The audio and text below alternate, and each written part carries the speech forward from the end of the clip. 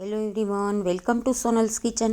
આજે બનાવીશું લાલ લીલા રાયતા મરચાં. આ મરચાં એક વખત બનાવી આખું વરસ સ્ટોર કરી શકાય છે. તો ચાલો રેસીપી જોઈ લઈએ. અહીંયા મેં 100 ગ્રામ લાલ મરચાં અને 100 ગ્રામ લીલા મરચાં લીધા છે. મરચાંને આ રીતે કટ કરી લેશું. આ રીતે આપણે લાંબી ચિપ્સમાં મરચાં સુધારી લેશું. બી ન આવે એ રીતે મરચાં સુધારવાના છે.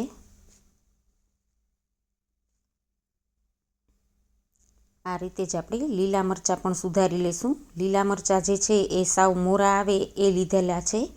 અહીંયા તીખા મરચાં લેવા હોય તો એ પણ લઈ શકાય. લાલ લીલા બે મરચાં સુધારાઈ ગયા છે. એને એક બાઉલમાં લઈ લેશું.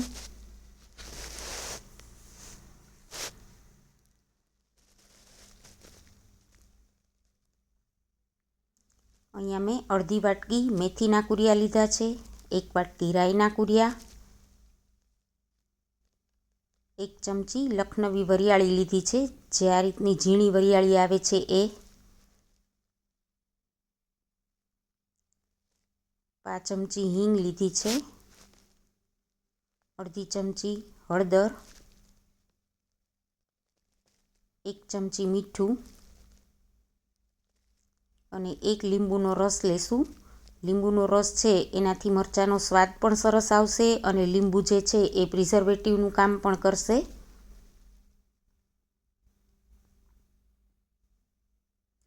આ મરચાં એક વખત બનાવી અને આખા વરસ માટે ફ્રીજમાં સ્ટોર કરી શકાય છે. ફ્રીજની બહાર રાખીએ તો 1 થી 2 મહિના સુધી નથી બગડતા. આ મરચાં રોટલી, રોટલા, ભાખરી, ખીચડી સાથે ખૂબ જ સરસ લાગે છે. બધું સરસ મિક્સ કરી લેશું. 2 ચમચા તેલ નાખી દઈશું. તેલ ઓછું હશે તો મરચાં બગડી જશે, એટલે તેલ ખાસ નાખવાનું.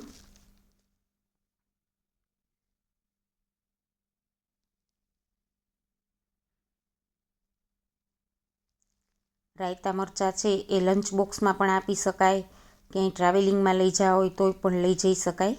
અહીંયા મેં એક બરણી લીધી છે. બરણીને બરાબર સાફ કરી, કોરી કરી અને તડકે તપાવી લીધી છે. બરણીમાં મરચાં ભરી લેશું.